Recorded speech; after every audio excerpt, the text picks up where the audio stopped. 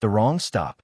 For years, Officer Daniel Harper thought his badge was a golden ticket, armor that made him untouchable.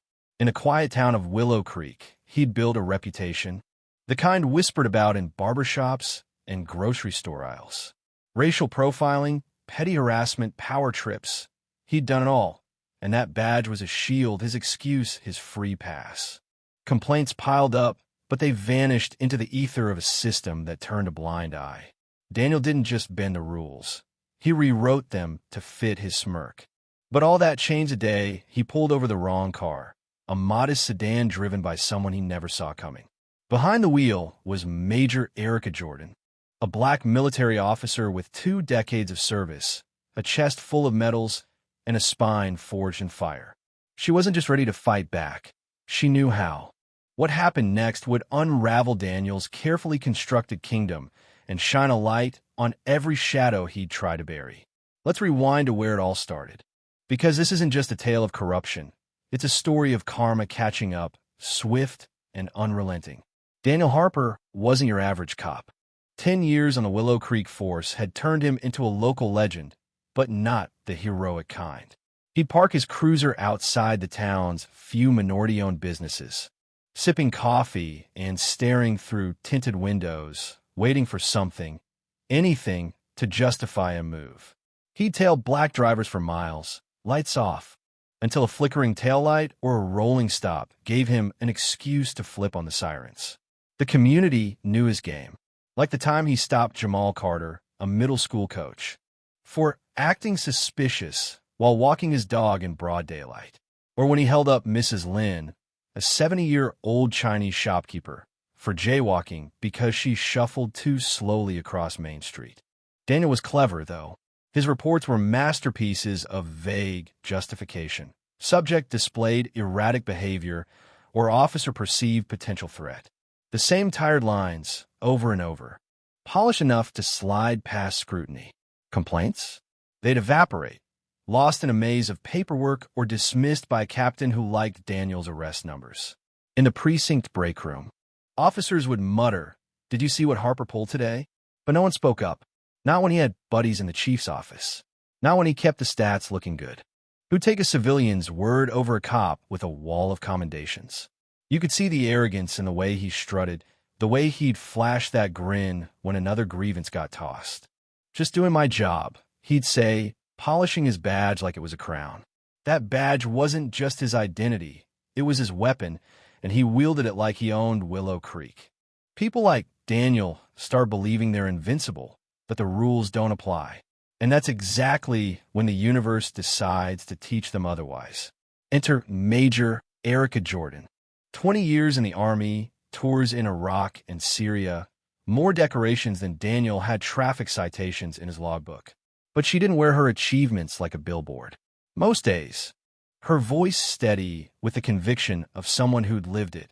That discipline, earned through sweat, sand, and sleepless nights, she poured into lifting others up. That Tuesday morning was routine. Erica was driving her unassuming Honda Civic to the hub, fresh from her daily run, still in her Army PT gear, gray shirt, black shorts, nothing flashy. She'd faced bias before. Being a black woman in uniform meant proving herself twice over, every damn day. But she'd never let it break her. Excellence shuts down ignorance. She'd tell the recruits she'd trained, and she'd built her career on that truth. She stopped at a light on Elm Street, hands resting on the wheel, when she noticed a patrol car ease up behind her. Nothing odd about that. Cops were everywhere in Willow Creek. But the way the officer's eyes locked on her through his windshield pinged something in her gut.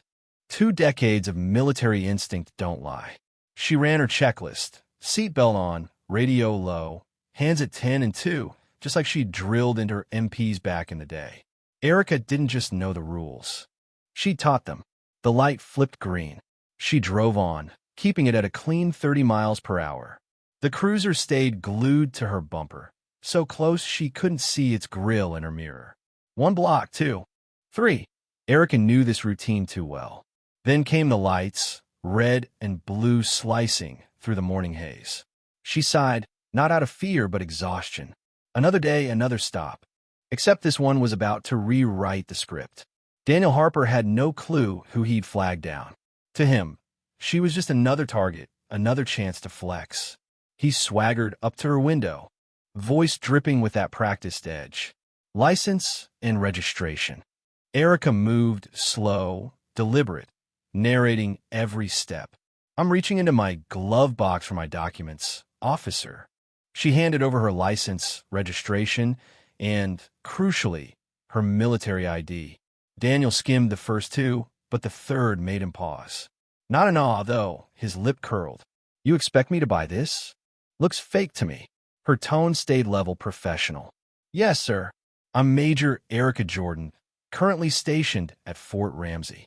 He cut her off with a snort. Sure you are. And I'm the Attorney General. Step out of the car. Erica had faced worse. Hostile checkpoints, armed insurgents, but something about Daniel's hand hovering near his holster. The way his eyes tightened told her this wasn't about a busted taillight.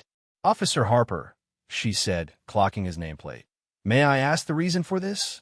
Her phone, propped on the dash, was already recording, second nature from years of training others to cover their asses. Because I said so, he barked, face hardening. Turn that damn phone off and get out. She didn't budge. Sir, I have the right to record this encounter. Please state the reason for the stop. His smirk twisted. Playing smart, huh? Fine, I saw you weaving. Probably drunk. Out. Now. Erica hadn't swerved an inch. Her dash cam would back that up later. She stepped out, calm as steel, while cars slowed to gawk. Daniel grabbed her arm, hard enough to bruise. She'd seen it in men who thought rank or a gun made them gods. But Erica Jordan hadn't survived 2 wars to bow to a small-town tyrant. This wasn't just about her anymore. It was about every soul he'd terrorized, every abuse he'd dodged. As he hauled her to his cruiser, she was already mapping her counterstrike. Daniel thought he'd nabbed another nobody. Instead, he'd just lit the fuse on a war he couldn't win. The Willow Creek Station's booking room was frigid, the kind of cold that seeps into your bones on purpose. Daniel strutted in, tossing Erica's military ID onto the desk like a poker chip. Caught us a fake soldier, he crowed to the room.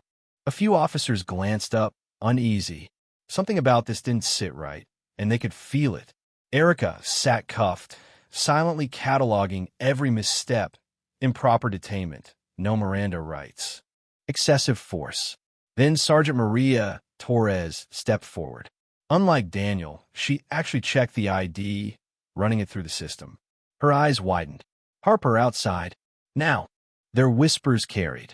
Are you out of your mind? Do you know who she is? Daniel's jaw tightened. She was resisting, combative. Maria cut him off.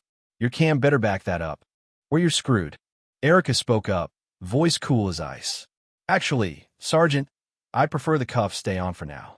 I want this documented exactly as it happened.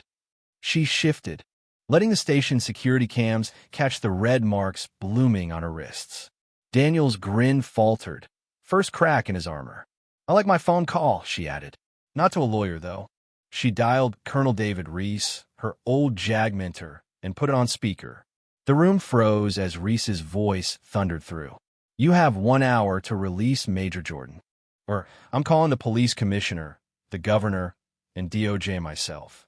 Chaos erupted. Maria yanked Daniel into an office. Cuffs clattered off. Papers hit the shredder. But Erica wasn't done. She stood, rubbing her wrists, and faced the room. Every officer here needs to hear this. What happened today stops now. Not just for me, for everyone who couldn't call a colonel. As she walked out, she dialed again. Not the press, not a lawyer, but an old friend at Internal Affairs who'd been tracking Daniel's dirt for years. Erica didn't want a slap on the wrist. She wanted the whole rotten system shaken loose. And with her footage, her bruises, and a network of fed-up veterans, she had the ammo to do it.